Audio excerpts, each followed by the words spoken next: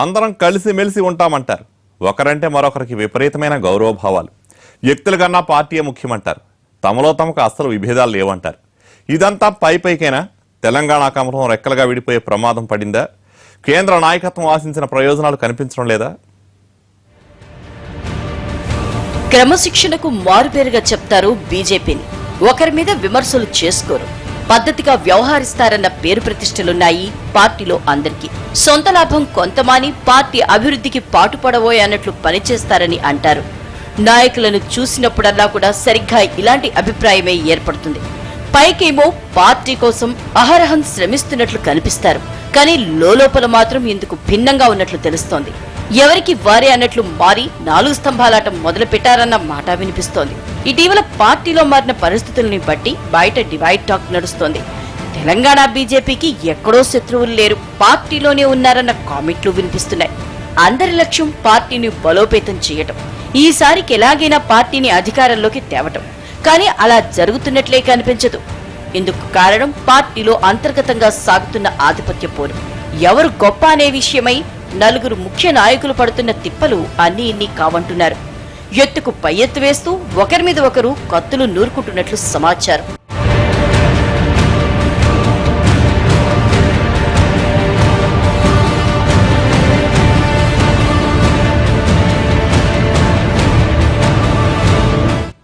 కేంద్ర మంత్రి దత్తన్న, జాతీయ ప్రధాన కార్యదర్శి మురళీధర్ రావు, రాష్ట్ర పార్టీ అధ్యక్షుడు లక్ష్మణ్, మాజీ అధ్యక్షుడు కిషన్ రెడ్డి, మొత్తం 4 గ్రూపులు.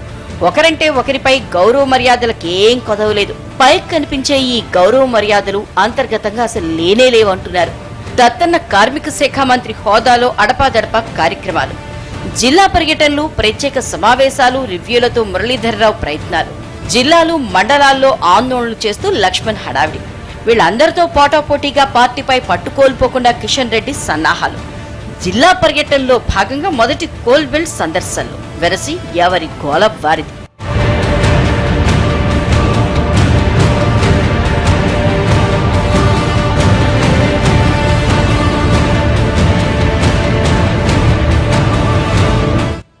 ఇలా పార్టీలో ఎవరికి వారే యమునా తీరే అన్నట్లుగా తయారయ్యారు.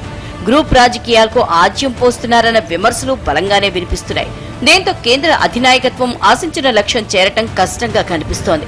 ఒకరు పిలిస్తే మరొకరు వస్తారు, కానీ కేడర్ మాత్రం రారు అనడం కంటే రానివరని చెప్పడం బాగుంటుందేమో అంటున్నారు కొందరు.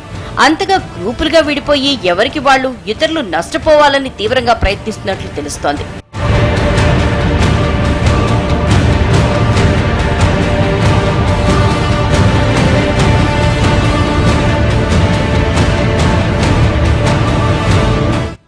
ఇది చాలదన్నట్లు ఒకరి పేరు చెప్పి మరొకరు పనిచేయటం మానేస్తున్నారన్న విమర్శలు వెల్లువెత్తుతున్నాయి. పార్టీ అధినాయకత్వం ఆశించిన ఐకమత్యం భూతద్దం పెట్టి వెతికినా కనిపించడం లేదని చెప్తున్నారు. ఇలా చేస్తే వచ్చే ఎన్నికల్లో పార్టీకి ఈ మాత్రం సీట్లన్నా వస్తాయా అన్న భయం కార్యకర్తలది. ఇకనైనా తమ లీడర్లు కలిసిమెలిసి పార్టీ కార్యక్రమాల్లో పాల్గొనాలని, తమను కూడా ఇన్వాల్వ్ చేయాలని కోరుతోంది.